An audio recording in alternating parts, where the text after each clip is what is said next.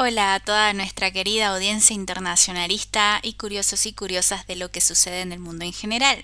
Bueno, antes de empezar, muchísimas gracias por todos los mensajes de apoyo que hemos recibido en nuestro primer episodio del podcast lanzado el mes pasado. Realmente es una motivación para nosotros saber que les está pareciendo interesante este espacio de reflexión que ofrecemos desde Seinasec. Les habla Sofía Abregu y es un honor nuevamente estar con ustedes y ser la moderadora de esta entrevista que vamos a ir desarrollando a continuación. Bueno, queridas y queridos oyentes, en el día de hoy vamos a hablar sobre un tema muy interesante que creo que les va a dejar mucho en qué pensar, en reflexionar y por ende analizar, y vamos a abordar lo que es la autonomía estratégica abierta.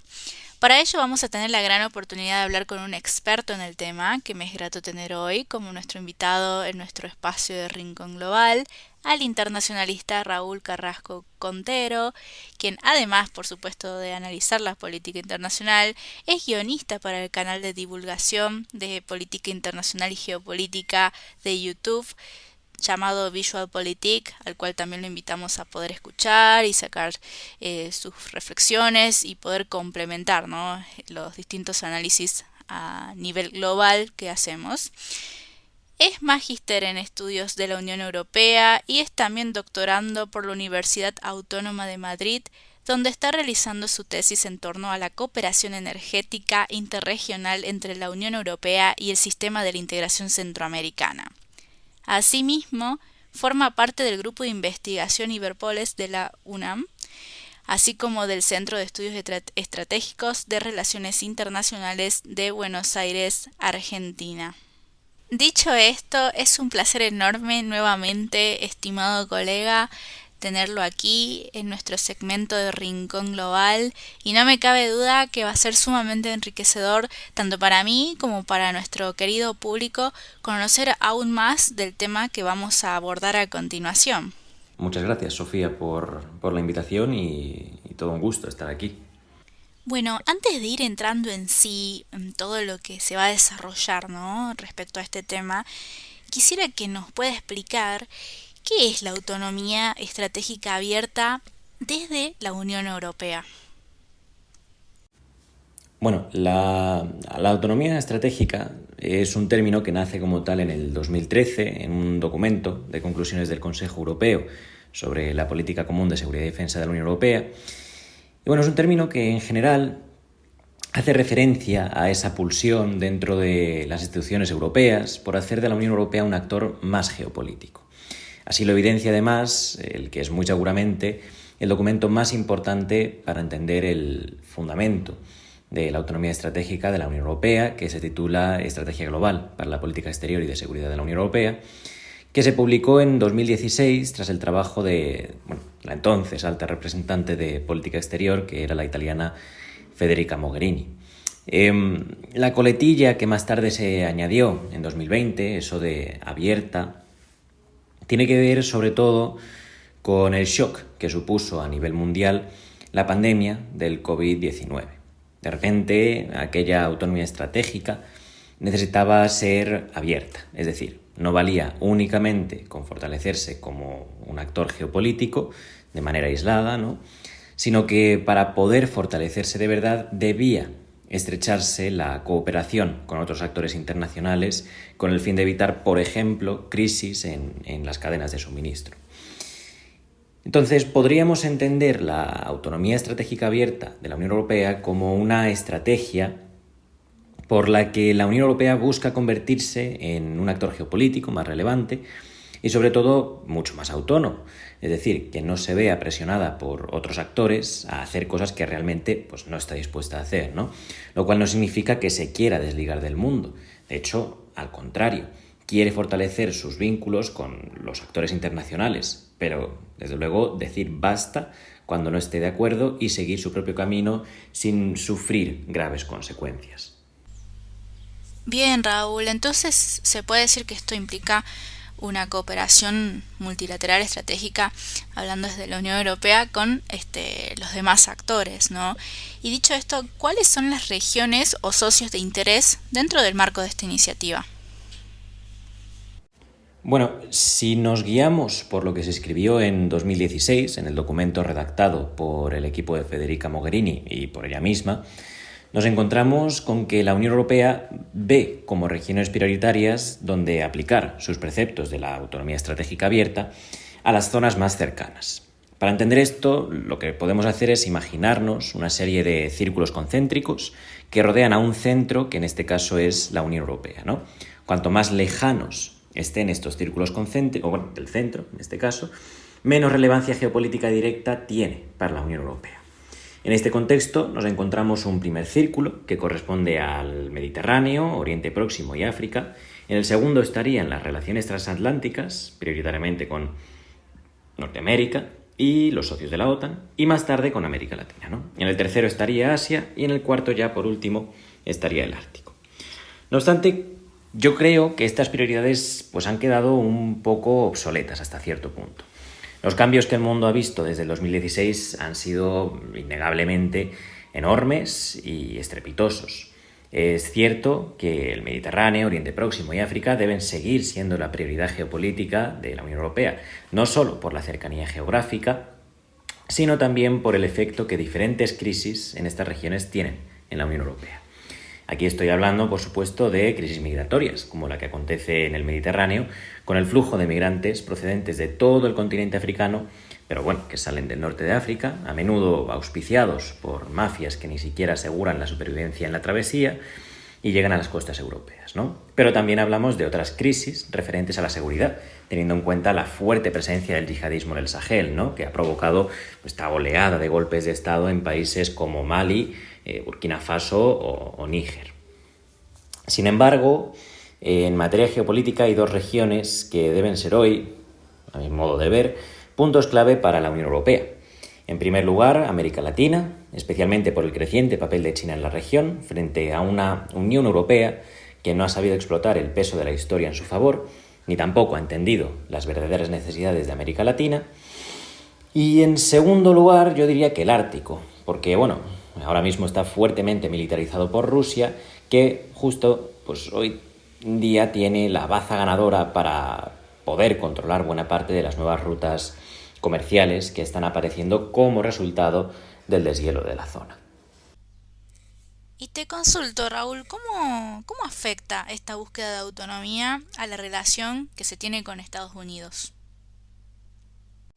Bueno, en realidad no debería afectar en nada. Hay que entender aquí que la autonomía estratégica abierta no pretende hacer de la Unión Europea un actor autárquico ni proteccionista, sino que simplemente pretende que la Unión Europea sea un actor con mayor poder en las mesas de negociación, pudiendo decidir si continuar la cooperación con otros actores o no. Es decir, y además sin llegar a sufrir grandes repercusiones internas. Además, pensar que la autonomía estratégica abierta es el comienzo por el que la Unión Europea acabará dando de lado a la OTAN es poco realista. Aquí tenemos que tener en cuenta que Estados Unidos sigue siendo el mayor contribuyente de la OTAN y los países de la Unión Europea que se encuentran dentro de la Alianza Atlántica se benefician de esto porque no aportan ni de lejos, aquí tenemos que ser honestos, tanto como Estados Unidos. Es decir, que básicamente es protección a precio de amigo y no de mercado. Es cierto que algunos líderes comunitarios ya han ido dejando entrever su deseo de crear una especie de ejército europeo propio, ¿no? Por ejemplo, Emmanuel Macron, el primer ministro de Francia, en un discurso en 2017 en la Sorbona de París, pues abogó por esta opción, pero aclaró que la desintegración de la OTAN no era una opción realista. Es cierto que teniendo Estados Unidos un peso mucho más importante en el mantenimiento de la OTAN que sus pares europeos, en Europa se tiende a seguir la línea marcada por Estados Unidos. Pero no solo por la importancia a nivel defensivo que tiene Estados Unidos para Europa, ¿no? Sino también por otros factores que van más al ámbito económico.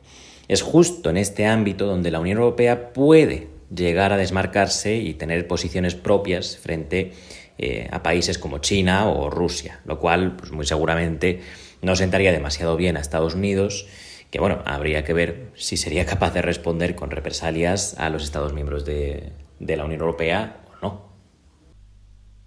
Entiendo, ¿no? Y bueno, siguiendo esta línea, en cuanto a la búsqueda de la autonomía abierta, ¿no? ¿Cuáles son los principales desafíos para conseguirla en este caso? Bueno, desde luego hay una serie de desafíos que la Unión Europea debe superar si de verdad quiere alcanzar esta autonomía estratégica abierta. El primero de todos tiene que ver con el ámbito de las competencias de la Unión Europea. La realidad es que muchas de las áreas de política necesarias para la consecución de la autonomía estratégica abierta no son competencias exclusivas de la Unión Europea, sino que son compartidas, como por ejemplo la energía, los transportes o el medio ambiente, o bien no tienen más que competencias de apoyo, coordinación o complemento, como en el caso de la política industrial. Para poder alcanzar una buena autonomía estratégica abierta, estas políticas deberían pasar a ser competencia de las instituciones comunitarias. No obstante, esto, desde luego, no garantiza el éxito y puede incluso que sea contraproducente, llegando incluso a tocar ciertas sensibilidades de los Estados miembros que no quieran ceder, legítimamente además, más soberanía. Y esto es otro de los grandes problemas que tienen las instituciones europeas si quieren implementar esta estrategia geopolítica. La naturaleza heterogénea de los miembros que componen la Unión Europea es también un problema hasta cierto punto para la consecución de esta estrategia, porque seguramente haya países que quieran fortalecer la OTAN en vez de invertir en la autonomía estratégica abierta. Otros no querrán tener nada que ver con esta estrategia por tener profundas discrepancias con Bruselas, por ejemplo. Así fue, si lo recuerdan, el caso de Hungría con la Comisión Europea al comienzo de la invasión rusa de Ucrania. Y bueno, en verdad es que hay simplemente muchos intereses individuales en juego que serán difíciles de alinear. Claro, y sí, ¿no? Al fin y al cabo siempre es complicada esta parte de lograr colocar este debate en la mesa de negociaciones, ¿no? En cuanto a que siempre van a primar los intereses propios, en este caso de cada estado, bueno, que son parte de un bloque como es el de la Unión Europea, y poder llegar a un consenso para poder aspirar a la búsqueda de esta autonomía abierta, ¿no? Bueno, y en resumen, Raúl, ¿cómo valorarías el desempeño de esta iniciativa en los próximos años? Bueno, la autonomía estratégica abierta ha estado evolucionando en estos últimos años también. Ahí tenemos, por ejemplo, la creación de la Brújula Estratégica en 2021, que es un documento sobre estrategia de seguridad y defensa de la Unión Europea que tiene una proyección hasta 2031 y cuyo principal objetivo es proporcionar cierta orientación en algunas áreas de política para la puesta en marcha de la autonomía estratégica abierta, ¿no? En áreas como gestión de crisis, resiliencia, capacidad y asociaciones en este caso. Pero bueno, en realidad este documento complementa al del 2016, ¿no? Porque simplemente proporciona una serie de herramientas y de instituciones necesarias para poder alcanzar el objetivo estratégico. En general, creo que la autonomía estratégica abierta es un buen camino para poder fortalecer a la Unión Europea y a sus miembros en un contexto internacional cada vez más hostil, donde hemos visto, por ejemplo, a los talibanes alcanzar el poder en Afganistán, en un momento, por ejemplo, en el que la guerra ha vuelto a Europa de la mano de Rusia y justo cuando parece que Oriente Medio va a volver a sumirse en un caos absoluto tras el ataque terrorista de Hamás a Israel y la lógica réplica de los segundos contra los primeros. No obstante, y a ver, siendo realistas, dudo que este proyecto vaya a salir adelante con excesiva facilidad. Siempre cabe la posibilidad de que tenga éxito, pero desde luego se van a tener que sortear varios frenos, por ejemplo, la legítima defensa de la soberanía de los Estados miembros de la Unión Europea o la actual incapacidad competencial de las instituciones comunitarias. Bueno, realmente, colega, ha sido un gusto enorme tenerlo aquí en nuestro espacio de Rincón Global. Agradezco un montón su tiempo y el rico análisis que nos ha brindado acerca de la autonomía estratégica abierta, un tema sumamente interesante para seguir indagando y sobre todo analizar, ¿no? Esperamos volver a compartir otro espacio de análisis internacional con usted, tanto en este como en otros temas en relación de interés, y le deseamos el mayor de los éxitos. Bueno, de nuevo, Sofía, muchas gracias por la invitación. Ha sido todo un gusto compartir este espacio contigo. Bueno, queridos y queridas oyentes, hemos llegado al final de este segundo episodio del podcast que nos ha dejado mucho en qué pensar y analizar, ¿no?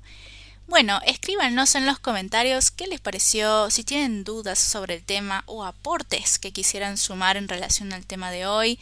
Vamos a estar realizando un día de Histories en nuestra cuenta de Instagram, Despejando Dudas. Y no olviden seguirnos por favor en nuestras redes @seinasec para estar al tanto del análisis internacional en diversos temas, y no se olviden de visitar nuestra página de sitio web de Seinasec, en donde también los mantenemos al tanto de lo que va ocurriendo en el ámbito internacional. Les deseamos una muy buena jornada y recuerden, nunca está de más nutrirse de unos minutos de análisis global para poder comprender mejor el mundo en el que vivimos y poder hacer nuestras propias opiniones. Nos vemos en el próximo episodio, querida audiencia.